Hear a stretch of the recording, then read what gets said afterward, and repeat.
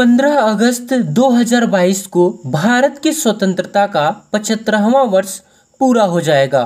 प्रधानमंत्री नरेंद्र मोदी ने 12 मार्च 2021 को अहमदाबाद के साबरमती आश्रम में आज़ादी के अमृत महोत्सव का उद्घाटन किया था, क्योंकि इसी दिन महात्मा गांधी ने नमक सत्याग्रह की शुरुआत की थी। यह महोत्सव 15 अगस्त 2023 तक चलेगा। स्वागत है साथियों आपका अपनी यूट्यूब चैनल स्टडी विथ उदय में। दोस्तों, आज इस वीडियो में हम जानने वाले हैं आज़ादी के अमृत महोत्सव के बारे में। आखिरकार क्या है आज़ादी का अमृत महोत्सव, जिसकी चर्चा जोरों शोरों से चल रही है। आज़ादी के इस अमृत महोत्सव को मनाए जाने के कुछ कारण हैं।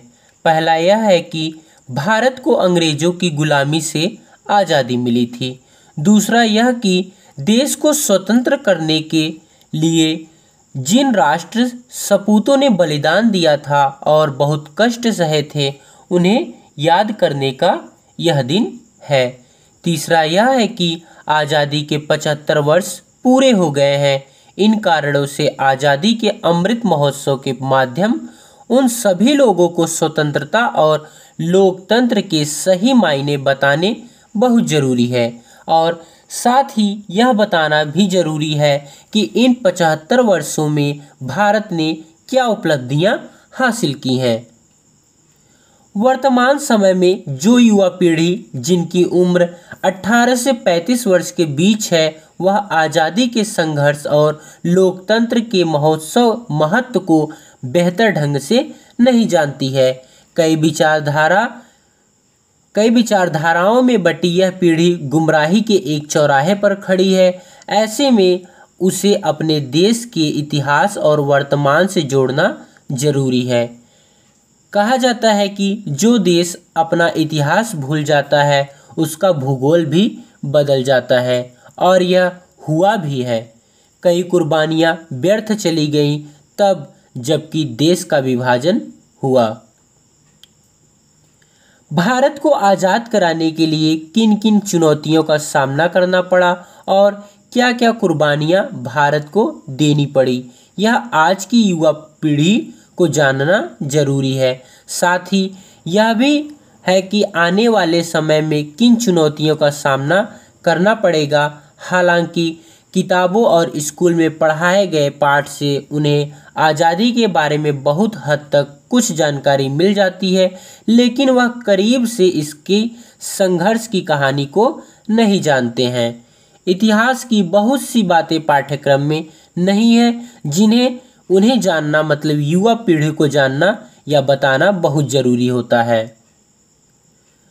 भारत को विश्व अर्थव्यवस्था में एक शक्ति माना जाता है। भारत में युवाओं की संख्या बहुत अधिक है, जो अपनी काबिलियत से लगातार उन्नति और सफलता के परचम लहरा रही है और देश के विकास में सहयोग कर रही है।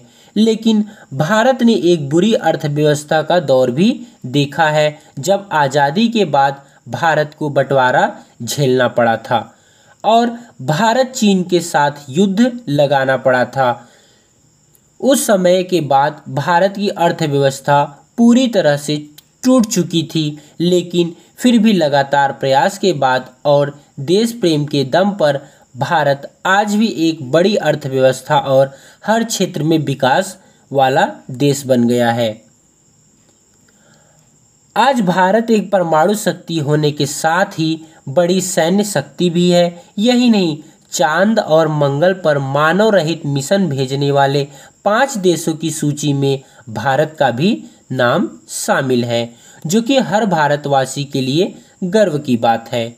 साथ ही भारत ही एकमात्र ऐसा देश है जिसने बहुत कम खर्चों में मंगल मिशन को पहली बार में ही सफल बनाया है। बात की जाए उत्पादन की, तो इस मामले में भी भारत ने कई देशों को पीछे छोड़ा है। सबका साथ सबका विकास के नारे के साथ भारत सरकार लगातार अपनी योजनाओं के माध्यम से लोगों तक सेवाएं पहुंचाती रहती है। इससे वर्तमान समय की तस्वीर बदल गई है। आज भारत को दुनिया सम्मान और आशा भरी नज़रों से देख रही है। इन सभी बातों पर ध्यान देना आवश्यक है, क्योंकि जब आप इन सभी बातों पर ध्यान देंगे तो आपको अपने देश पर गर्व महसूस होगा कि आप भारतवासी हैं और आप भारत जैसे महान देश में पैदा हुए हैं। इसलिए आज़ादी का अमृत महोत्सव मनाना बहुत ज़रूरी है। आज़ादी का अमृत महोत्सव किसी विशेष जाति, धर्म अथवा राज्य नहीं, बल्कि संपूर्ण भारत के लिए महत्वपूर्ण है। इस राष्ट्रीय महोत्सव के दौरान सभी सरकारी भवन और घरों पर तिरंगा फहराया जाएगा और कुछ जगहों पर रैलियां भी निकाली जाएंगी, ताकि इसका महत्व लोगों तक पहुंचाया जा सके। स्कूल के बच्चे सांस्कृतिक कार्यक्रमों में हिस्सा लेकर अपनी कला के माध्यम से आज़ादी का महोत्सव मनाएंगे। इसके लिए स्कूलों में अच्छे से तैयारी चल रही है। बच्चों को आज़ादी के संघर्ष की कहानियां बताई जा रही हैं।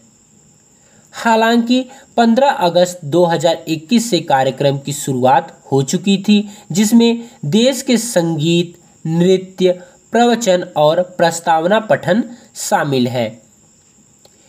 इस महोत्सव में देश की संस्कृति को प्रदर्शित करने वाले सांस्कृतिक कार्यक्रम भी आयोजित किए गए। साथ ही आज़ादी के अमृत महोत्सव में चरखे से लोकल फॉर वोकल को बढ़ावा दिया गया। इसके लिए साबरमती आश्रम में एक चरखा रखा गया है। जब कोई व्यक्ति लोकल व्यापारी और कंपनी का सामान खरीदेगा और उसकी तस्वीर सोशल मीडिया पर लोकल फॉर वोकल का टैग लगाकर सोशल मीडिया में यदि वो अपलोड करता है तो उसके तुरंत बाद ये चरखा घूमने लगेगा। उम्मीद करते हैं दोस्तों आपको यह वीडियो पसंद आया होगा और आपके मन में उठ रहे जो प्रश्न थे कि आखिरकार क्या है आज़ादी का अमृत महोत्सव, क्यों इसकी चर्चा जोरों शोरों से चल रही है।